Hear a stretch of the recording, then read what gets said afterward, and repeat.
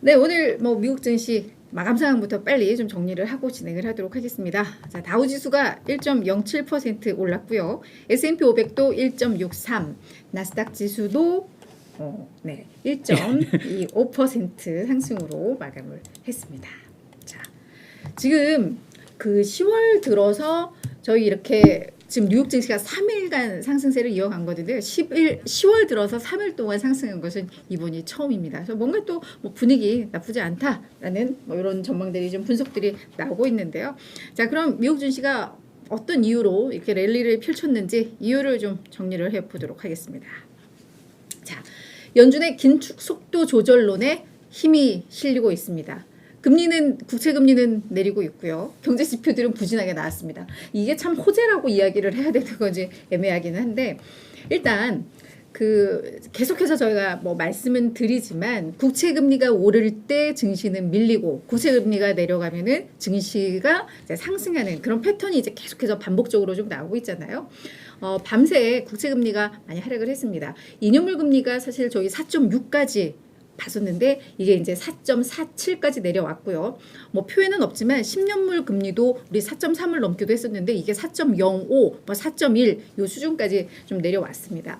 제닛 옐런 재무장관이 뭐 한 연설에서도 이런 이야기를 했어요.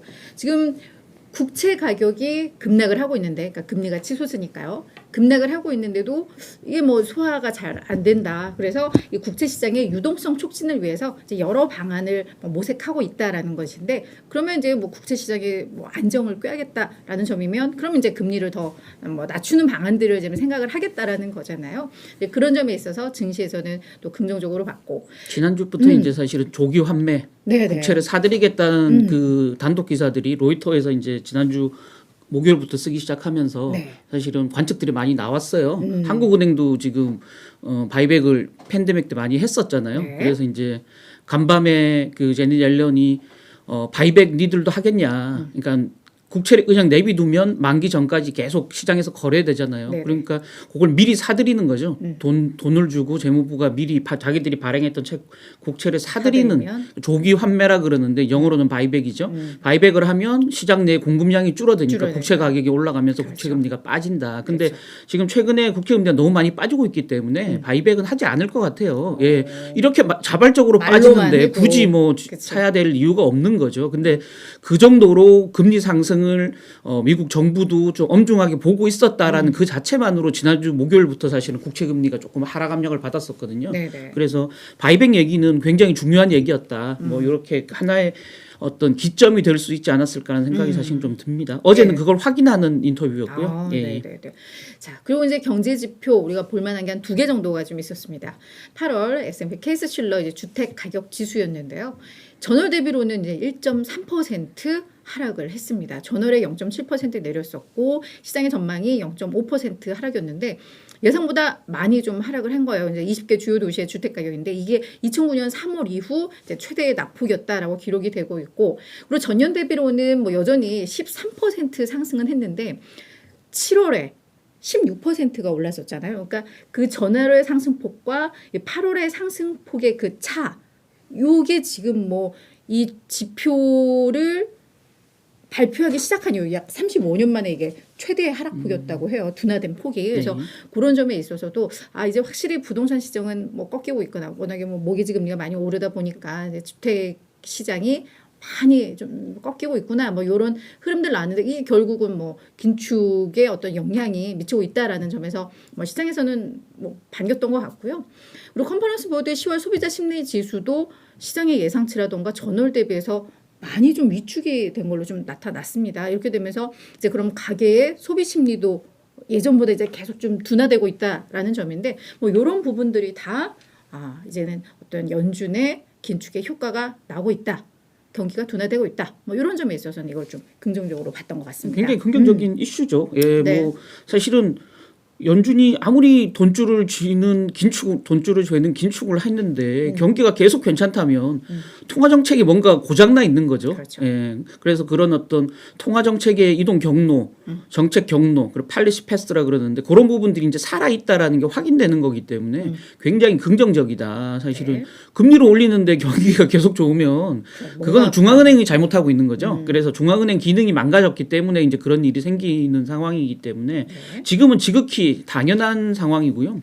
오히려 저는 간밤에 더 좋은 그 재료들은 최근 며칠간 나타나고 있는 해외 각국에서의 그 시장 안정 조치가 좀 본격적으로 미국 증시에 온기를 미치고 있다 이렇게 봐야 될 것 같아요. 네. 차트 한번 보시면 가장 지금 골칫덩어리가 지금 영국하고 일본이었었는데 영국, 일본의 환율이 본격적으로 안정되고 있다라는 측면이 이제 가장 큰 이슈 같아요. 그래서 BOJ가 지난주 금요일 그다음에 월요일 일본은행 자체가 공식적으로 확인해 주고 있지 않습니다만은 연 이틀간 지금 한 30년 만에 처음으로 시장에 외환시장이 직접 개입해서 그 달러를 내다 팔고 엔화를 사들이는 직접 매수 개입을 사실 이틀 연속 대규모로 했었고요. 그러다 보니까 이쪽 여기죠? 앞쪽이죠? 조그맣게 해서 잘 안 보이는데 USD JPY라고 적혀 있는 앞 차트죠. 이게 이제 그 1달러 대비 엔화 가격이니까 엔화 가치니까 이게 이제 그 아래로 내려가면 내려갈수록 엔화 가치는 올라가는 거죠. 네. 엔화를 덜 줘도 1달러를 바꿀 수 있기 때문에 교환 가치로 보면요. 그래서 가파르게 올라갔다가 지금 엔화 가치가 다시 올라가는 국면 앞 그래프에서 확인할 수 있으실 테고요. 두 번째는 이제 수넥 영국 총리가 부채 부담 문제를 이제 차 세대에 넘길 수 없다. 그래서 증세하고 이제 재정 지출 삭감 예고하면서 기본 본격적으로 파운드화 가치가 이제 뛰기 시작했어요. 지금 상황 보면 그러니까 9월 중순 이후 최고치를 기록했거든요. 그래서 그 이전 총리 이름이 뭐였죠? 트러스 총리가 미니 그 예산안 발표한 이후에 지금 파운드화 가치가 가장 높게 올라갔어요. 그래서 사실상 그 트러스 총리가 만들었던 시장 혼란은 완전히 사라졌다. 지금 현재 환율로 보면 파운드화 가치로 보면 그래서 뭐 파운드화 그다음에 엔화 안정돼 있고요. ECB 같은 경우도 지금 내일이네요. 27일이면 네, 내일이죠. 통화정책회의 이어서 금리 결정하는데 두 차례 연속 자이언트 스텝을 밟을 게 유력한 상황이다 보니까 뭐 기본적으로 환율이란 게 교환 가치인데 유로화 가치가 뛰고 파운드화 가치가 뛰고 엔화 가치가 뛰면 달러가 한 꺾일 수밖에 없죠. 이제 110달러 인덱스가 110에 간신히 턱걸이하고 있는 상황까지 떨어졌기 때문에 114까지 갔던 달러 인덱스가 110 턱걸이하고 있는 상황이기 때문에 달러 강세가 꺾이면 모두가 그냥 해피하는 상황으로 가는 거죠. 그래서 이게 가장 큰 이슈다 이번 주 이렇게 봐야 될 것 같고요.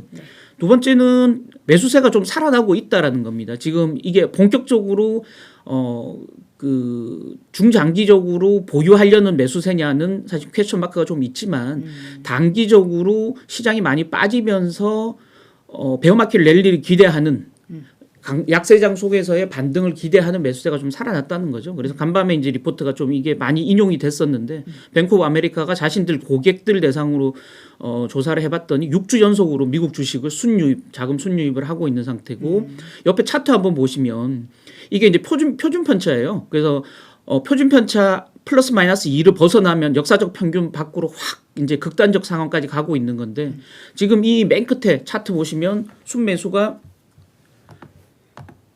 위로 이 하늘색 플러스 2 그 표준 편차 밖을 벗어나고 있죠.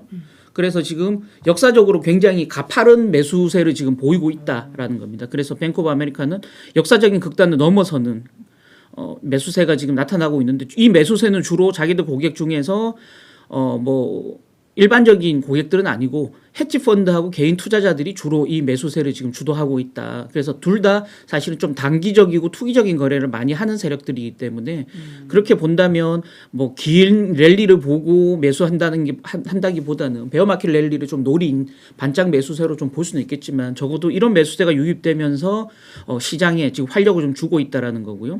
뱅크 오브 아메리카는 역사적으로 볼 때 이런 이제 약간 극단을 넘어서는 평균을 넘어서는 매수세가 나타나면 향후에는 항상 평균 이런 이상의 수익률이 나오더라. 이런 부분들을 좀 얘기했고요. 특히 이제 소재 에너지 이렇게 경기 민감주들을 매도했던 헤지펀드가 지금 방어주를 사재기 시작했다라는 측면에 굉장히 좀 의미를 부여하고 있다. 이렇게 봐야 될 것 같습니다. 네. 지금 계절성 측면에 있어서도 뭐 이제 중간 선거 앞두고 있고요. 뭐 4분기 앞두고 있고, 그러니까 산타랠리. 그리고 저도 어제 뭐 기사 하나 썼는데 11월부터 5월까지 60년간의 누적 수익률이 3,000%가 된다고 하더라고요. 그래서 계절성 측면에서는 지금 이제 기회다라는 얘기들이 많이 좀 나오고 있는 점도 좀 참고를 하시면 될 것 같습니다. 자, 우리 이제 월가의 이슈를 좀 이슈 살펴볼게요. 네. 예. 뭐 대표적인 증시의 장기 강세론자 하면 우리는 와튼스쿨의 제레미 시거를 꼽을 수밖에 없는데요. 제레미 시길 교수가 간밤에 인터뷰를 한 내용을 간단하게 좀 재미있어서 소개해드리겠습니다. 지금 사실은 성장주가 가격이 빠지고 가치주가 강세를 보이는, 그래서 장기 투자하기에 전형적으로 가장 좋은 환경이 조성되고 있다라고 얘기를 하고 있습니다. 이 사람은 반짝 강세론자가 아니고 중장기적으로 주식에 투자하면 무조건 전 세계 어떤 자산들보다도 주식이 가장 높은 기대 수익률을 가져다 준다라고 강변하고 있는 사람이기 때문에 지금 오히려 장기 투자하기에는 너무 좋다 환경이. 그래서 젊은이들, 돈을 좀 갖고 있는 젊은이라면 지금 다시 시장에 진입하기에 가장 좋은 시점이다라고 얘기를 하고 있습니다. 그래서 S&P 500 지수가 지금 퍼가 PR이 17배 정도인데 대부분 가치주들은 지금 12배에서 13배 정도밖에 안 된다는 거예요. 그래서 가치주 모멘텀이 계속 지속될 거니까 내년까지 가치주를 지금부터 사라라고 얘기하고 있습니다. 그래서 변동성이 큰 빅테크주를 넘어서서 가치주나 배당주 투자를 고려할 수 있는 좋은 시기다라고 얘기했고요. 연준 긴축은 뭐 가장 큰 우려이긴 하지만 내년까지 만약에 연준이 계속 긴축을 편다면 큰 재앙이 닥칠 것이고, 연준도 곧 이제 이번 11월 FOMC 이후부터는 인플레이션, 자기들 통화 긴축 정책이 인플레이션에 큰 진전을 가져왔다라는 점을 인정하면서 정책 피봇을 할 거다 이렇게 예상을 하고 있는 상태입니다. 네. 요 다음은 최근에 유럽의 가스 가격 상승, 에너지 위기를 우려하신 분들이 많았던 것 같아서 일단 안정되고 있다는 소식을 좀 전해드리는 게 중요할 것 같아서 좀 소개해 드립니다. 그래서 옆에 차트를 보시면 네덜란드에서 가장 큰 TTF 그 항만에서 운영하는 가스 선물 가격표인데요. 지금 보시면 8월에 역사적 최고점을 찍었다가 지금 급락을 하고 있습니다. 유럽 가스 가격이. 그래서 일단 한숨은 돌리고 있다. 다만 겨울철이 오면 어떻게 될지는 좀 더 지켜봐야 된다라는 겁니다. 그래서 지금 6월 이후 넉 달 만에 최저치까지 빠져 있고요. 메가와트시 기준으로 99.17유로, 지금 100유로 밑으로 빠졌기 때문에 굉장히 지금 가파른 하락세를 좀 보이고 있다라는 거고요. 지금 러시아가 가스 공급 이제 틀어 잠궜죠. 노드스트림 잠궜는데 그 이후 이제 고점 찍었던 거에 비해서 70%가 지금 가격이 빠졌다라는 겁니다.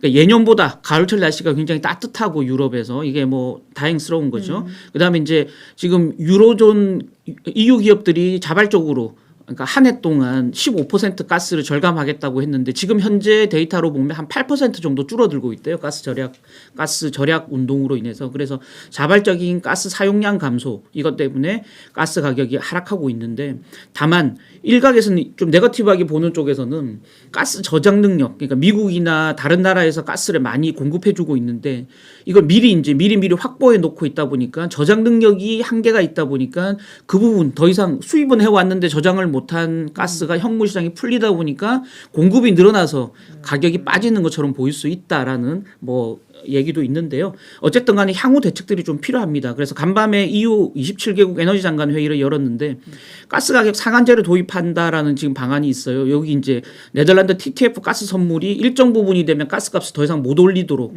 그러고 그 이상을 부르는 다른 나라 수입국에서는 수입을 안 하는 걸로, 요렇게 지금 협의 중인데 이게 불발됐어요. 간밤에는. 그래서 다음 달로 일단 협의가 넘어가는데, 왜냐하면 일부 우려하는 쪽에서는 가격 상한제를 둬버리면 비싸게 팔려는 나라들이 수출 안 해줄 거 아니냐, EU에. 그렇게 되면 공급량이 더 막힐 수도 있다라는 우려가 있어서 어떤 방식으로 상한제를 두느냐는 계속 논의의 핵심이 될 것 같고요.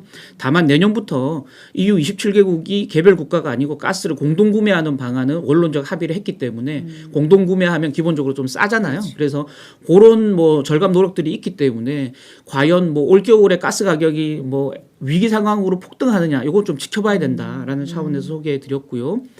애플 수익성 높이기 안간힘. 어제 이제 애플이 애플 플러스하고 애플 뮤직 그 서비스 요금 올렸다라는 제가 뉴스를 소개해 드렸는데, 오늘은 저도 사용하고 있는데 이게 애플의 앱스토어하고 또 애플의 투데이라는 그 창이 있어요. 애플의 이게 요렇게 스마트폰을 열면 애플의 첫 화면이 있는데 요걸 옆으로 넘기면 여기 이제 쉬리가 주요 뉴스, 날씨 뭐 요런 걸 이제 제가 들었던 음악들 요렇게 보여주는 약간 비서 역할을 해주는 창이 있어요. 여기다가 광고를 또 탑재하겠다는 겁니다. 배너 광고 같은 걸. 그래서 앱스토어나 이쪽 영역에 빈 공간이 있는 영역에 전부 광고를 추가하겠다라는 거고요. 지금 중국 이외의 모든 국가에서 중국은 이제 앱 규제를 많이 하고 있기 때문에 어제도 잠깐 말씀드렸지만 중국을 빼고 모든 나라에서 이 투데이 탭하고 개별 앱스토어의 하단에 공간 광고를 집어넣겠다라고 얘기했고요. 블룸버그에서는 확인되진 않았지만 조만간 그 애플 유저들이 사용하는 맵 있잖아요, 지도. 거기에도 검색 광고를 넣을 것이다라는 이제 예고 기사를 좀 썼어요. 그래서 요거는 한번 지켜봐야 될 부분인데. 애플이 광고를 안 하느냐 그거 아니더라고요. 찾아보니까 애플이 검색 광고만으로 올해 지금 50억 달러 정도 매출을 올릴 걸로 예상이 되는데 요 광고를 집어넣으면서 향후 100억 달러까지 매출을 늘릴 것이다. 광고 매출을 이렇게 예상하고 있어서 애플 다른 영역에서 수익성이 좀 줄어든다고 해도 광고 수익이 확 늘어날 수 있다라는 기대감을 좀 가져보십사 하는 말씀에서 이 뉴스 소개해드렸습니다.